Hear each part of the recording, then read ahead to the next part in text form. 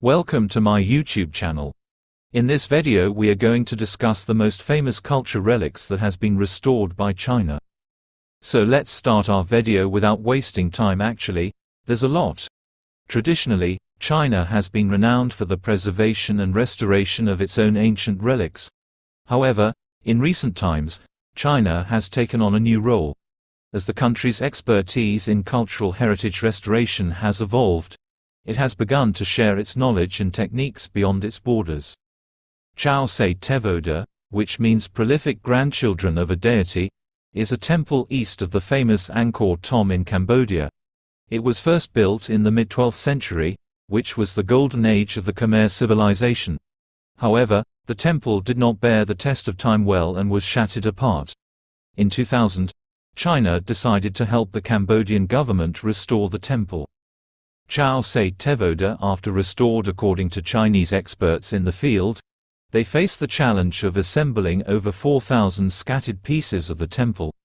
The extent to which it should be restored is governed by international conventions. In China, it's advocated that things should be left as they are with minimal intervention, like the Summer Palace in Beijing, but the Cambodian people view Chao Say Tevoda as a sacred place and think the temple should be restored in full. This project lasted for a decade since the team needed to do surveys, scanning, digital modeling, simulated restoration, and etc. Eventually, temple pieces were put back together in late 2009. For Cambodia, this helped to restore a remarkable part of its national history. For China, the Chinese team ventured abroad for cultural exchanges and deepened bilateral ties with Cambodia. In 2015, China extended its assistance to Uzbekistan, with a project that restored a religious school and a mosque. Back then, the major problem was their sinking foundations caused by flooding. Without fully rebuilding the mosque, Chinese experts chose to follow the principle of minimal intervention.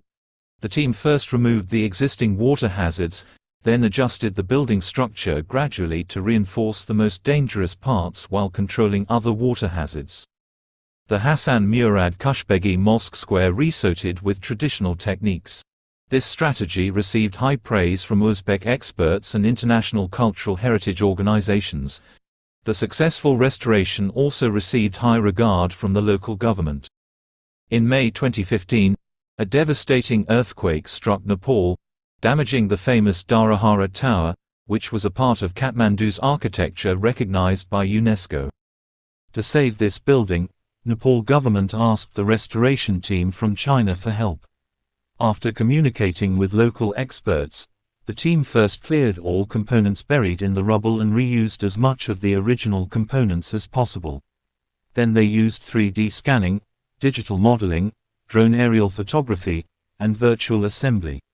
Eventually, 85% of the materials were reutilized, and the project became a complete success. Dharahara Tower after earthquake, restored Dharahara Tower. Such restoration projects create not a simple giving-receiving relationship but a chance to participate positively in the historical narratives of other countries.